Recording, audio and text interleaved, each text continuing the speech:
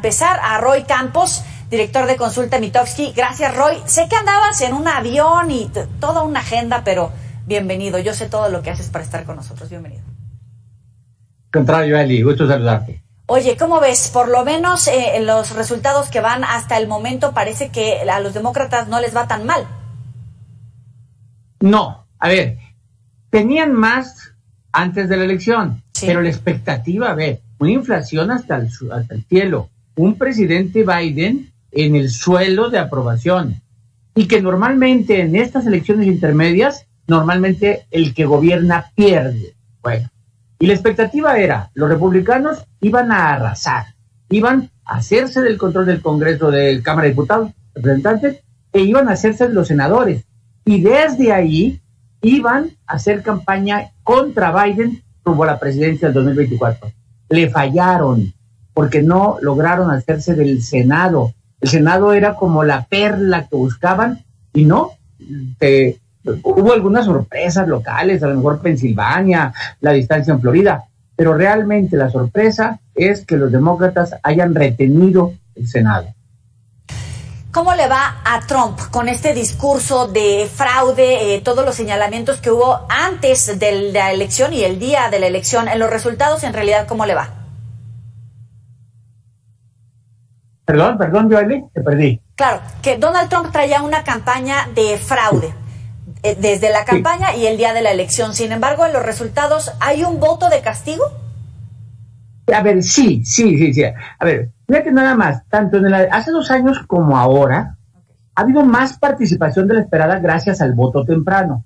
Ese voto temprano ha sido más demócrata, más escolarizado. Bien. Trump traía un discurso, nunca aceptó la derrota. La mayoría de los republicanos creen que hubo fraude. O sea, ese discurso ha pegado, creen que hubo fraude. Y Trump pensaba esta semana, hoy, mañana, empezar a lanzar su candidatura. Él lanzó su candidatura diciendo por el fraude que me robaron.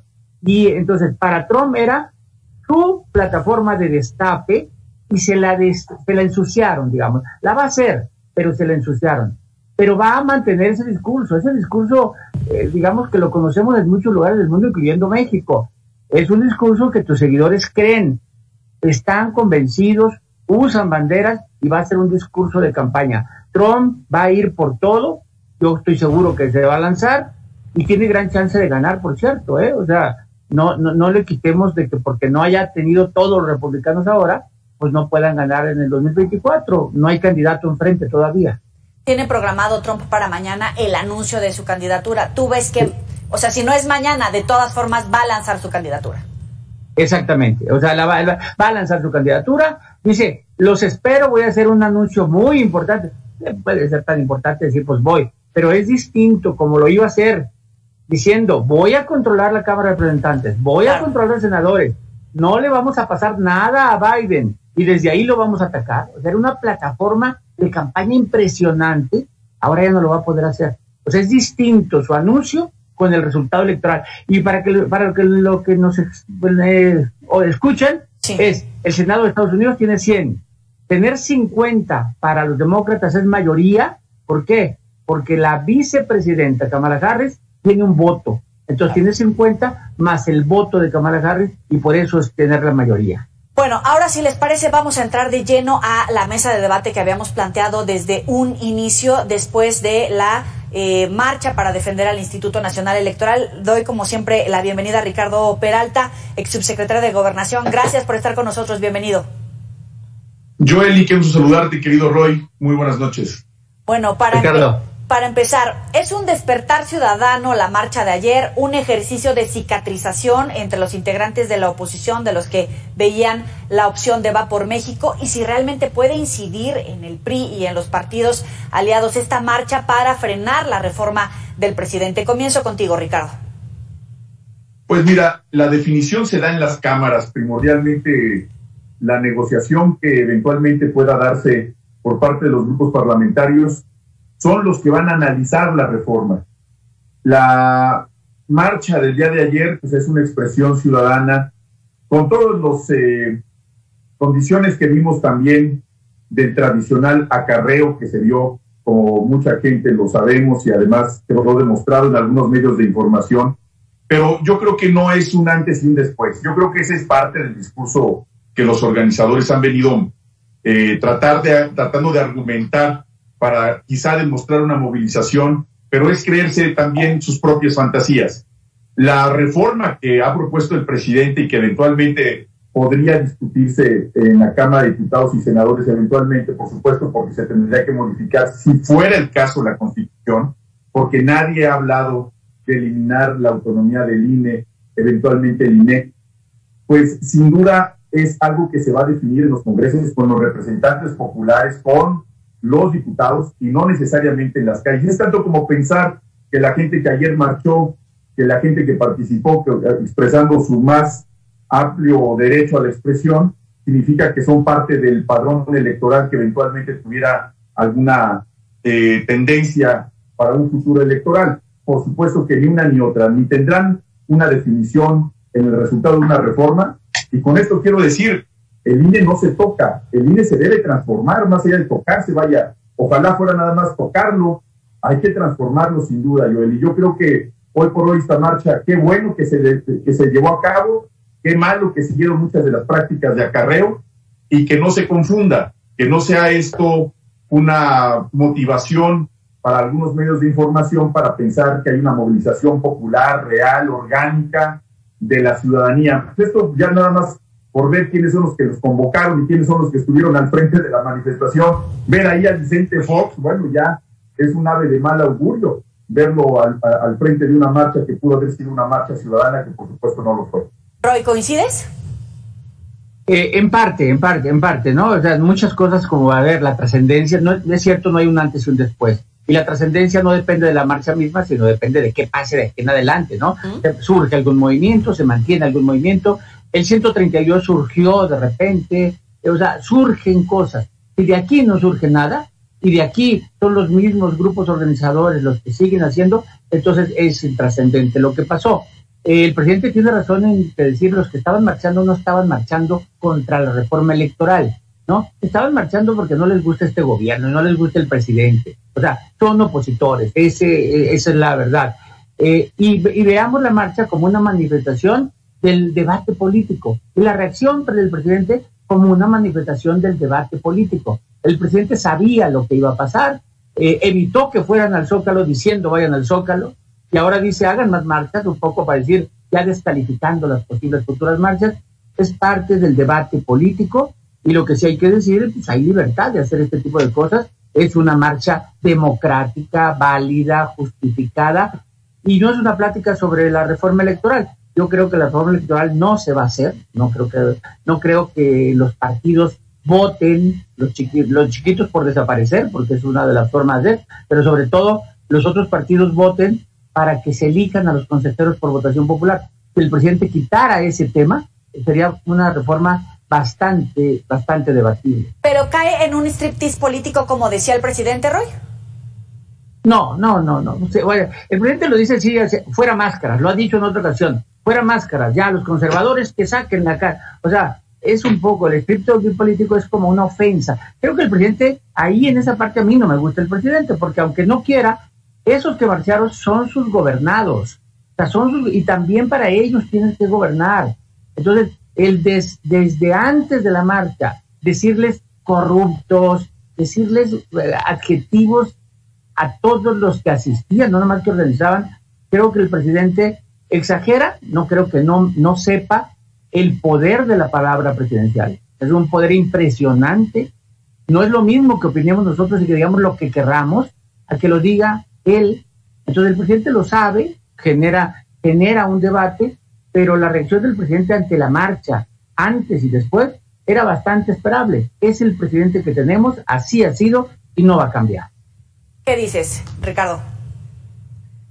Yo lo que creo es que así como todos tenemos el derecho de expresarnos, así como ayer algunas personas salieron libremente a expresarse y otros más, la enorme mayoría, acarreados por Santiago Krill, acarreados por Alito, acarreados por Vicente Fox, pues también acuden en virtud de un interés político. Y el presidente también tiene la libertad de expresarse y de interpretar cuáles son las manifestaciones que ayer se vieron por todos los medios de comunicación y que sin duda coincido plenamente con Roy, pero además quisiera decir que gran parte de estas expresiones fueron expresiones de odio.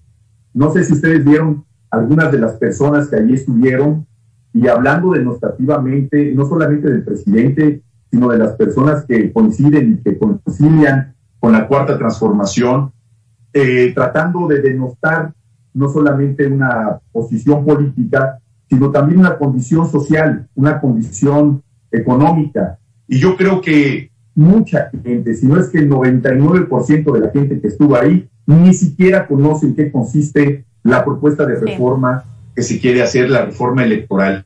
Yo creo que ninguna institución pública ni privada está inanimada. Todo tipo de instituciones son susceptibles de cualquier reforma desde el punto de vista jurídico, organizacional, operativo, administrativo, presupuestario.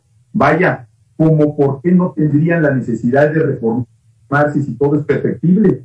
Si esto sirve para garantizar y para fortalecer la democracia, sobre todo cuando hay altos ejemplos de abusos, altos ejemplos de corrupción, por supuesto, de parcialidad, o alguna duda respecto a algo tan sagrado para el planeta que es la democracia y en nuestro país, podríamos decir un tema incipiente, como por qué no, si el INE, si algo le ha sucedido al INE, es una transformación desde que dependía de la Secretaría de Gobernación, pasando por el IFE y ahora Instituto Nacional Electoral con un blindaje constitucional, adelante la transformación también del INE en INE, si esto va a fortalecer la democracia de nuestro país.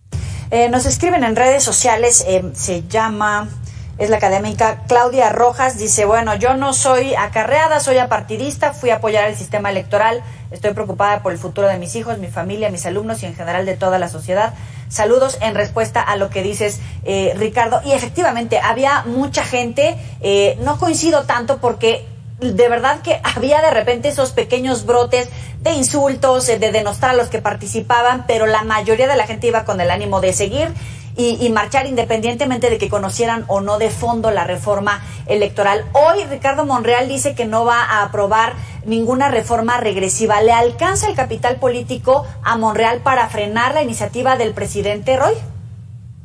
A ver, bueno, el presidente no es Monreal el que la va a detener, o sea, van a ser los partidos de oposición, o sea, sí.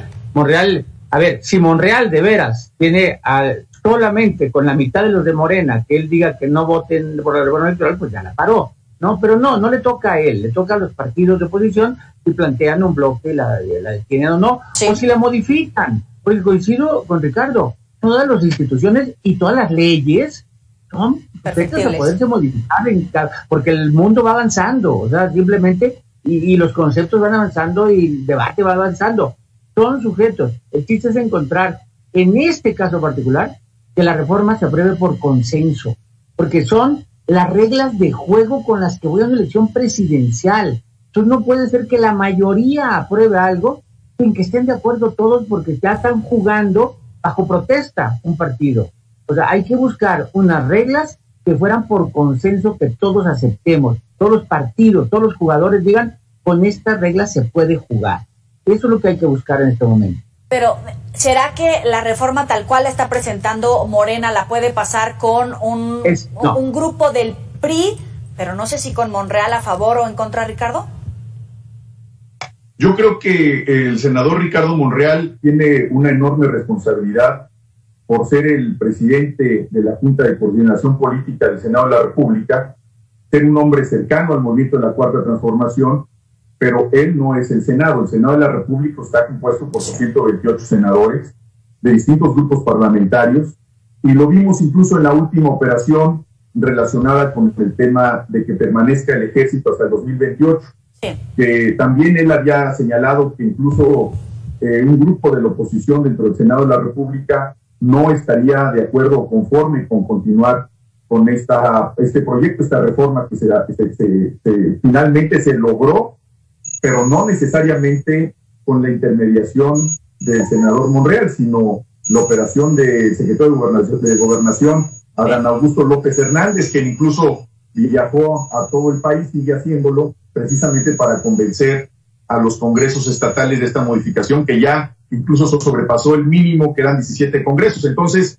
yo creo que esto no depende de una persona, depende de todo un Congreso, en este caso no solamente la Cámara de Senadores, ya, sino que el senador Ricardo Monreal en este momento, su figura también es para llamar la atención, también seguramente por las legítimas aspiraciones que tiene. Ricardo Peralta, Roy Campos, como siempre, un gusto platicar con ustedes. Muchas gracias, Joely. Roy, quiero saludarte. Un abrazo, Ricardo. Hasta luego. Hasta luego. Igualmente para ti, muchas gracias. Sabe que puede recuperar estas y otras entrevistas gracias a todos los que nos escriben a través de las redes sociales. Vamos a la pausa, volvemos.